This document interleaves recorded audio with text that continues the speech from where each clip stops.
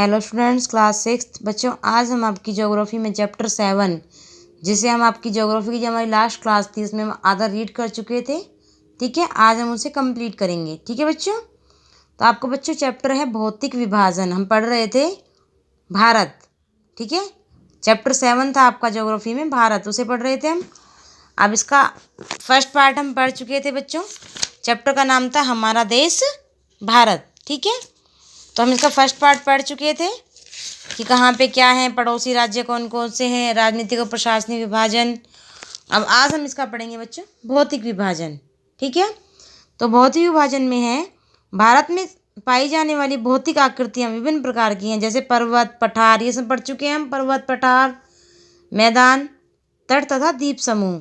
उत्तर में बर्फ से ढका हिमालय संतरी का कार्य करता है। हिमालय का मतलब होता है बर्फ का घर।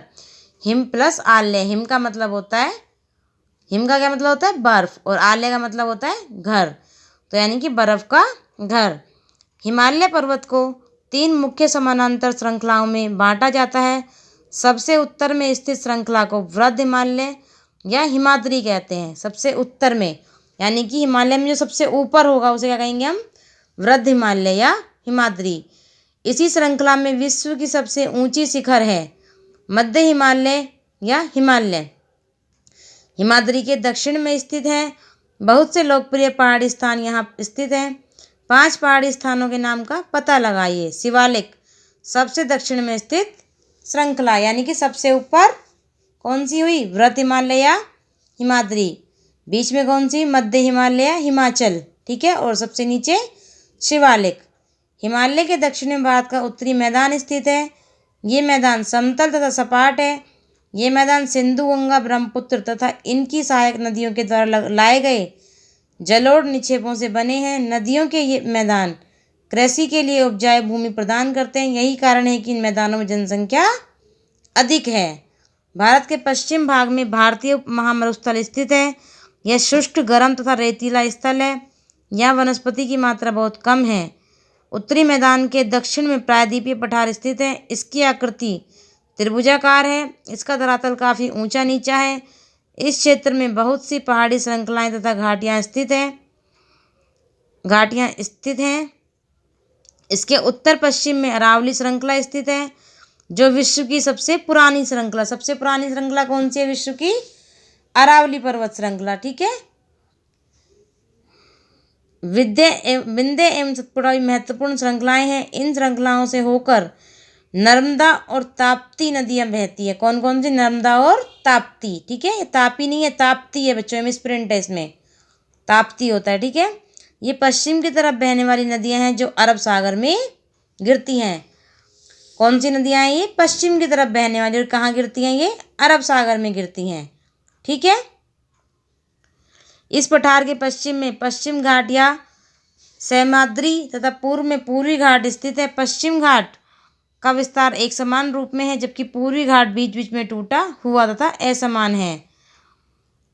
इन पठारों में खनिजों जैसे कोयला एवं लौह अयस्क की प्रचुरता है। क्या है, लौह अयस्क की प्रचुरता। अब देखो यहाँ पे एक मैप दिखाया गया है बच्चों। देखो इस मैप में आपको जो ये पिंक जो ये वाला कलर दिख रहा है, ये वाला सारा, ये क्या है, पर्वतीय प्रदेश। क्या है ये सारा जो आपको दिख रहा है, ये वाला कलर जो है ऑरेंज कलर में जो दिख रहा है, ये सारा क्या है, पर्वतीय प्रदेश। ठीक है, इसके बाद आपको जो येलो कलर में दिख रहा है ये सारा, ये क्या है, जो येलो येलो जहाँ जहाँ दिख रहा है ये पठारी प्रदेश है। और जो ग्रीन ग्रीन जितना भी दिख रहा है ये सब क्या है, मैदानी प्रदेश। ठीक है, बंगाल खाड़ी हमारे, ये हम पढ़ चुके थे इधर, और अरब सागर इधर। ठीक है, और तीनों तरफ से जल से घिरा है, इसलिए प्रायद्वीपीय पठार। ठीक है, इसके बाद आपका है पश्चिम घाट के पश्चिम में तथा पूर्वी घाट के पूर्व में तटीय मैदान स्थित है। पश्चिम तटीय मैदान काफ़ी सक्रिय हैं। अब क्या आप जानते हैं, यहाँ पे देखिए बच्चों, पहले जलोढ़ निक्षेप क्या होता है ये देखते हैं। ये नदियों के द्वारा लाई गई बहुत महीन मिट्टी होती है तथा नदी बेसिन में निक्षेपित कर दी जाती है। जलोढ़ निक्षेप क्या होता है, नदियों के द्वारा लाई गई बहुत ही महीन मिट्टी, और ये क्या करती है, नदी बेसिन में निक्षेपित कर दी जाती है। सहायक नदियाँ क्या होती है, एक नदी या सरिता जो कि मुख्य नदी में किसी तरफ से आकर मिलती है तथा अपने जल को मुख्य नदी में विसर्जित करती है। सहायक नदियों का मतलब होता है कि एक बड़ी नदी है, उसमें आकर कई छोटी छोटी नदियाँ मिल जाती हैं, तो वो सब क्या है, उसकी सहायक नदियाँ हैं। क्या आप जानते हैं गंगा एवं ब्रह्मपुत्र नदियाँ विश्व की सबसे बड़े डेल्टा का निर्माण करती हैं? कौन कौन सी नदी? गंगा ब्रह्मपुत्र की नदी किसका विश्व का सबसे बड़ा डेल्टा, इसका क्या नाम है? सुंदरबन डेल्टा। ठीक है। इस डेल्टा की आकृति त्रिभुजाकार है। डेल्टा स्थल का वह भाग है जो नदी के मुहाने पर बनता है। जहाँ नदियाँ समुद्र में प्रवेश करती हैं उस जगह वो नदी का मुहाना, यानी कि जहाँ नदियाँ समुद्र में जाने को होती हैं, समुद्र में जाने से पहले जहाँ पे नदी लास्ट में खत्म होती है उसको कहते हैं नदी का मुहाना। और डेल्टा क्या होता है? जो नदी का मुहाना होता है वही डेल्टा का होता है। ठीक है। और गंगा और ब्रह्मपुत्र नदियाँ जब मिलकर सबसे बड़े डेल्टा, विश्व का सबसे बड़ा डेल्टा कौन सा? सुंदरबन डेल्टा का निर्माण करती हैं। ठीक है। इसके बाद नेक्स्ट आपका टॉपिक है, यहाँ तक हम पढ़ चुके थे, मैदान काफी सकरे हैं। पूर्वी तटीय मैदान अपेक्षाकृत चौड़े हैं। वहाँ पूर्व की ओर बहने वाली कई नदियाँ हैं। महानदी गोदावरी, कृष्णा तथा कावेरी बंगाल की खाड़ी में गिरती है। ये नदियाँ अपने मुहाने पर उपजाऊ डेल्टा का निर्माण करती हैं। बंगाल की खाड़ी में गंगा एवं ब्रह्मपुत्र नदियों के मुहाने पर सुंदरबन डेल्टा स्थित है। क्या आप जानते हैं प्रवाल छोटे समुद्री जंतुओं के कंकाल हैं जिसे पोलिप कहा जाता है? क्या कहा जाता है? पोलिप। जब जीवित पोलिप मरते हैं तब उनका कंकाल बच जाता है। अन्य पोलिप की वृद्धि इस ठोस कंकालों के ऊपर होती है जो बढ़ते बढ़ते काफ़ी ऊंचे हो जाते हैं तथा इस प्रकार प्रवाल द्वीपों का निर्माण करते हैं। ये चित्र 7.4 में जो दिखाए गए हैं आपको ये बच्चों ये प्रवाल द्वीप है, यानी कि जैसे मर जाते हैं, मान लो प्रवाल, तो जब प्रवाल मर जाते हैं, पोलिप जो होते हैं वो मर जाते हैं, तो उनका जो कंकाल बच जाता है उसके ऊपर दूसरे कंकाल, दूसरे जो प्रवाल होते हैं वो पैदा होते हैं, या पोलिप जो पैदा होते हैं वो मरते हैं उनके ऊपर, और दूसरे, तो यानी कि वो बढ़ते बढ़ते ऐसे बन जाता है। ठीक है। अब नेक्स्ट है बच्चों आपका यहाँ पे सुनामी के बारे में बताया गया है। बच्चों सुनामी के ऊपर एक कविता टाइप में आपको दी गई है। तो जो सुनामी जो है वो 26 दिसंबर 2007 को आई थी। ठीक है।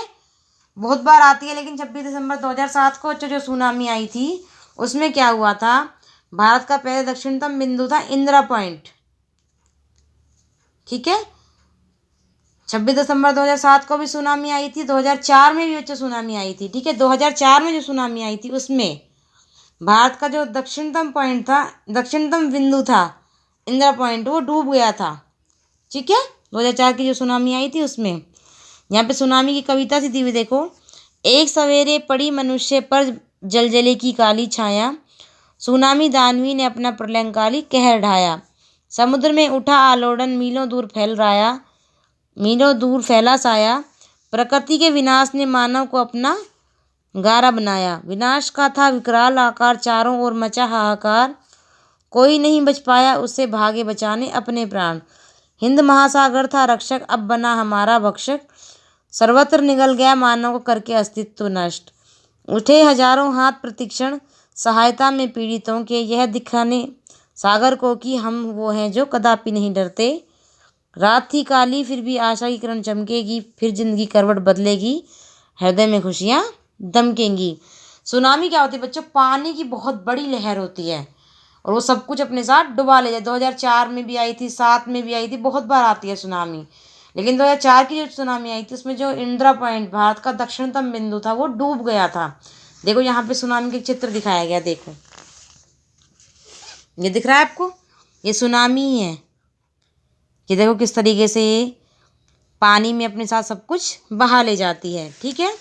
इसके बाद आपका नेक्स्ट है, भारत में 2 द्वीप समूह भी हैं। लक्षद्वीप समूह अरब सागर में स्थित है। ये केरल के तट से कुछ दूर स्थित प्रवाल द्वीप है। लक्षद्वीप समूह कहाँ पर है? अरब सागर में। देखो अरब सागर कहाँ है, पहले आप ये देखो, अरब सागर ये रहा और लक्षद्वीप समूह ये रहा। ठीक है। और जो अंडमान और निकोबार द्वीप समूह है बच्चों, बंगाल की खाड़ी में है। 2 द्वीप समूह की बात की गई है, अरब सागर में लक्षद्वीप समूह और बंगाल की खाड़ी में अंडमान और निकोबार द्वीप समूह। ठीक है। इसके बाद आपका नेक्स्ट है, लक्षद्वीप द्वीप समूह अरब सागर में स्थित है। केरल के तट से कुछ दूर स्थित प्रवाल द्वीप है। प्रवाल हम लोग पढ़ चुके, प्रवाल द्वीप क्या होते हैं। अंडमान एवं निकोबार द्वीप समूह भारत से दक्षिण पूर्व दिशा में बंगाल की खाड़ी में स्थित है। क्या आप जानते हैं कौन सा द्वीप समूह 2004 में सुनामी से प्रभावित हुआ था? समाचार पत्रों तथा लोगों से बातचीत कर जानकारी प्राप्त कीजिए कि जब सुनामी भारतीय तट से टकराई थी तो किस प्रकार लोगों ने अपने तरीके से इस चुनौती का सामना किया था। सुनामी एक विशाल सागरीय तरंग है जो समुद्र तल पर भूकंप के कारण उत्पन्न होती है। ठीक है, आपका ये चैप्टर बच्चों कंप्लीट हुआ। अब आपको चैप्टर अच्छे से दोबारा रीड करना है। इसके बाद मैं आपको से क्वेश्चन आंसर सेंड करूँगी, वो आपको अपनी कॉपी में करने और लर्न करने हैं। ठीक है बच्चों, ओके बच्चों, आज के लिए इतना ही। थैंक यू बच्चों।